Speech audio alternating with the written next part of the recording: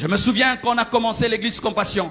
On faisait chaque vendredi une veillée de prière. Et un jour, alors qu'on priait, on entend au niveau de la toiture quelqu'un qui est tombé. Et puis des gens dehors qui parlaient. On a continué la veillée. Et quand on a fini la veillée, on sort dehors, on trouve un sorcier qui était tombé par terre. Il était nu, il avait un gros ventre et il était là par terre. Il ne savait pas bouger. Et puis on lui dit, mais qu'est-ce que tu fais là? Il dit, non, je quittais Njili et je devais aller de l'autre côté. Mais quand j'ai traversé, j'ai voulu passer au-dessus de votre toiture. Une puissance m'a attrapé et m'a fait tomber.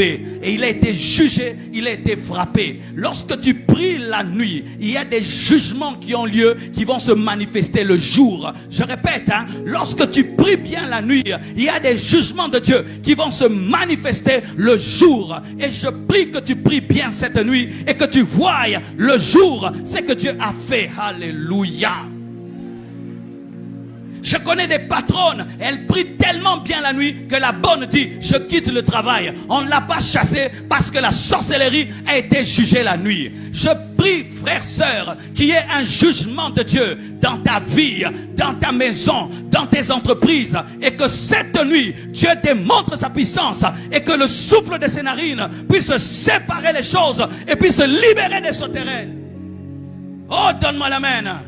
Il est le même hier, aujourd'hui et demain. Il n'a point changé. Lorsque tu veux un jugement de Dieu, passe la nuit devant Dieu. Passe la nuit devant Dieu. Quand tu veux un jugement, tu vois que la sorcellerie s'amuse dans votre famille. Les magiciens commencent à jouer avec toi. Les gens commencent à te dire, est-ce que toi tu es homme de Dieu? Est-ce que toi tu es homme de Dieu?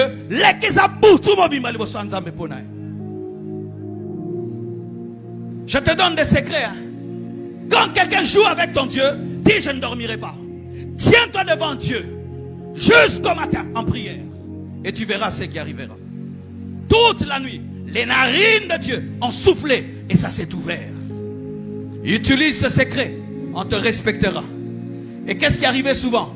Quand je priais comme ça, tu sors pour aller à l'école. Tu vois une vieille maman qui te voit de loin. Elle ne bouge pas. Elle attend que tu passes. Quand tu passes, elle fait ça.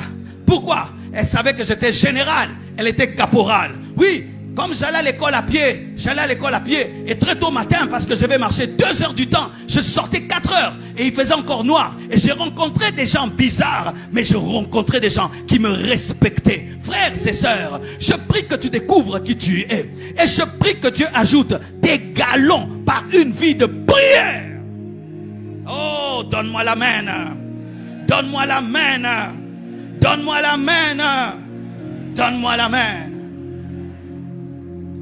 Et pourquoi Dieu a soufflé avec ses narines pour libérer Israël? C'est parce que derrière, il y avait Pharaon qui poursuivait.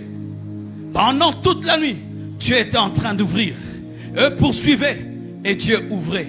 Frères, sœurs, lorsque tu sens que des puissants des ténèbres te pourchassent, tu sens des forces des ténèbres te pourchasser, prends une nuit devant Dieu et dis à Dieu, je sens telle oppression dans ma vie. Je sens tel combat. Je sens l'esprit de mort. Je sens l'esprit de pauvreté. Je sens l'esprit de sorcellerie. Et tu te tiens devant Dieu toute la nuit. Et tu dis, Seigneur, ne permets pas qu'il me touche. Et tu te tiens devant Dieu toute la nuit.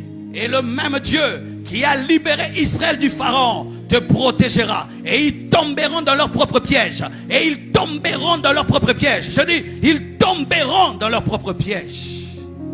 Je sais ce que je suis en train de te dire, mon frère. Et j'aimerais même vous témoigner cela avant qu'on prie.